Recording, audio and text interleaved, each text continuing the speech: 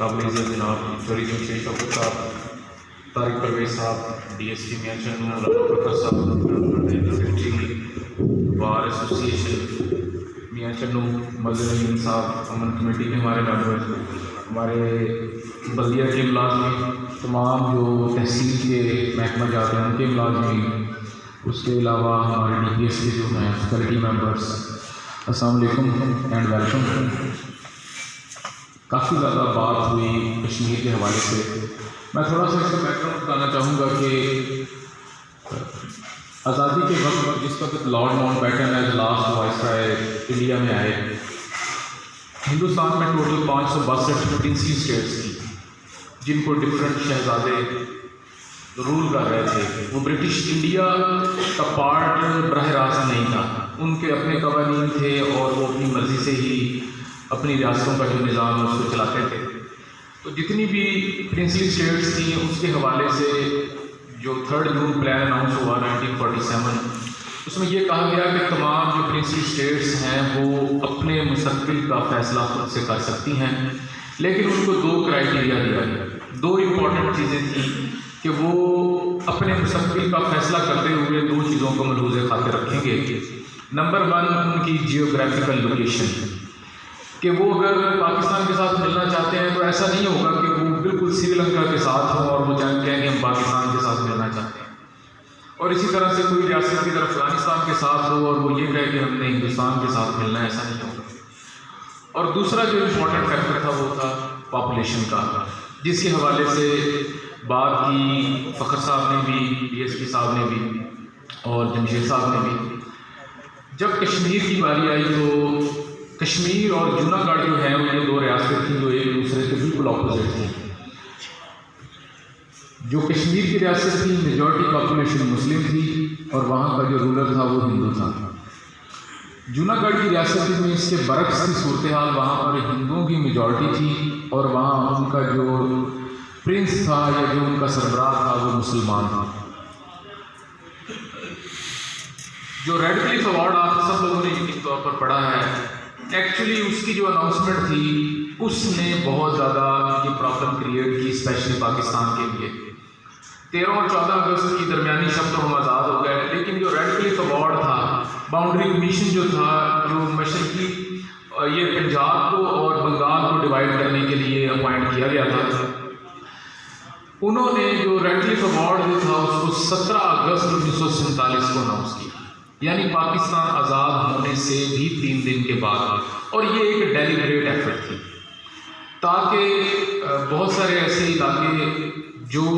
لوگ یہ سمجھ رہے تھے کہ وہ پاکستان کا حصہ بن جائیں گے، کیونکہ پاپولیشن ایک امپورٹنٹ کرائٹیریا تھا، لیکن 17 اگست کو جب ریڈ کلف ایوارڈ اناؤنس ہوا تو بہت سارے علاقے پنجاب کے بالخصوص وہ ہندوستان کا حصہ تھے۔ اناؤنسمنٹ کے بعد لوگ 3 دن کے بعد آزادی کی خوشیاں منا کر رہ رہے تھے کہ ہم پاکستان کا حصہ ہیں، لیکن بہت سارے پنجاب کے علاقے جو ہیں وہ شامل کر دیے گئے ہندوستان کے ساتھ۔ جب اب بنگال کو اگر دیکھیں تو ایسٹرن اور ویسٹرن بنگال، وہاں پر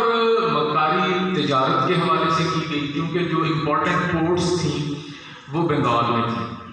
اور پنجاب کے حوالے سے جو مکاری کی گئی وہ زراعت کے حوالے سے۔ ایک طرف انہوں نے انڈسٹری کو کیپچر کرنے کے لیے بنگال کے کچھ علاقے اپنے ساتھ ملا لیے، اور دوسری طرف زراعت کو کیپچر کرنے کے لیے انہوں نے کشمیر کے علاقے اپنے ساتھ ملانے کی کوشش کی، گرداسپور ضلع کی صورت میں۔ ہندوستان کا جو کشمیر سے راستہ تھا وہ صرف گرداسپور سے جاتا تھا اور کہیں سے نہیں۔ تو گرداسپور کی جو 4 تحصیلیں تھیں اس میں سے 3 تحصیلیں آج بھی ہندوستان کے پاس ہیں، اور ایک تحصیل جو تھی شکر گڑھ کی، جو پاکستان کے موجودہ ڈسٹرکٹ نارووال کا حصہ ہے، اس کو ملی۔ گرداسپور جب ہندوستان کو ملا تو اس سے کشمیر تک ان کی جو رسائی ہے وہ آسان ہو گئی۔ اس طرح سے جو پانی تھے، جو دریا تھے پنجاب کے جو کشمیر سے نکلتے تھے، اس کا کنٹرول انہوں نے حاصل کر لیا، اور یہی وہ ایک ان کے پاس طریقہ تھا جس سے وہ جو نہرو نے کہا تھا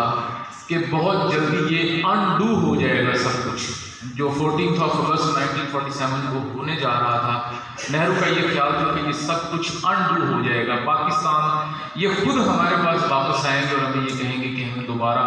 یونائٹڈ انڈیا کا جو ہے وہ پارٹ بنایا جائے، کیونکہ مین اسٹیج جو ہے وہ ہمارا ایگریکلچر پہ تھا۔ بہاولپور کی ریاست کو بھی دھمکیاں دی گئیں اور پانی بھی بند کیا گیا۔ یہی وجہ تھی کہ 1950 میں ہمیں امریکن گورنمنٹ سے ویٹ کی فارم میں پہلی ایڈ لینا پڑی، کیونکہ دریاؤں کا پانی بند کیے جانے کی وجہ سے ہمارے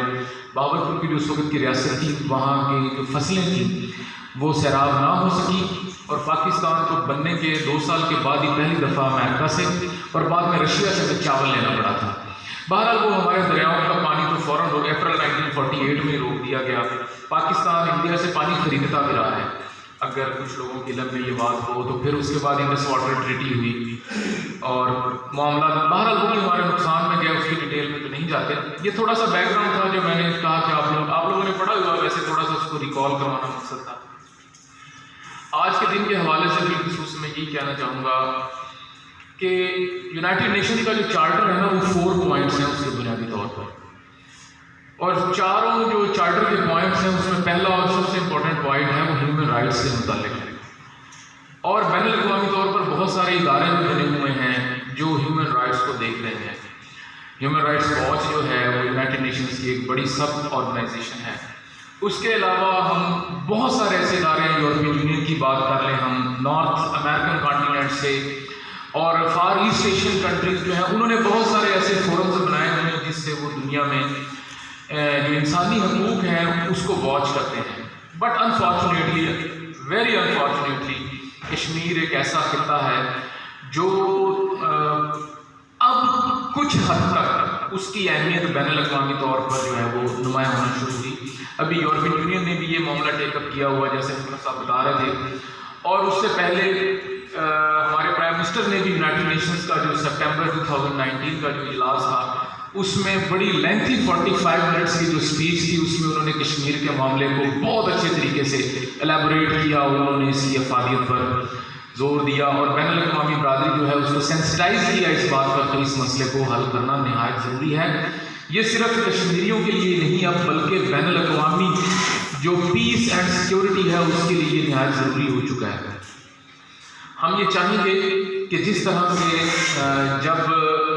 ایسے ممالک جہاں پر مسلم آبادی نہیں ہے یا ایسی کمیونٹیز جن اسلام کے علاوہ جو رہتے ہیں، جب ان کے مسئلے کی بات ہو تو بین الاقوامی برادری فوری طور پر سامنے آتی ہے۔ ساؤتھ سوڈان جس کی ایک بہت بڑی مثال ہے جہاں پر کرسچن کمیونٹی رہتی تھی، اس پر بین الاقوامی برادری نے فوری طور پر انٹروین کر کے سوڈان کا جو ملک ہے اس کو 2 حصوں میں ڈیوائڈ کیا،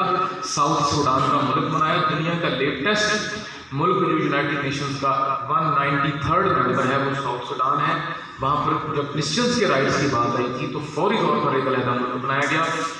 ہم یہ چاہتے ہیں کہ بین الاقوامی برادری جس طرح سے وہ اسلام کے علاوہ دیگر مذاہب یا قوموں سے تعلق رکھنے والے افراد کے رائٹس کی بات کرتے ہیں اور اس کو پروٹیکٹ کرنے کے لیے سوئفٹ ایکشن لیا جاتا ہے، اسی طرح سے مسلمان جہاں جہاں بھی بستے ہیں، خواہ وہ افغانستان کے ہوں، خواہ وہ پیلسٹائن کے ہوں،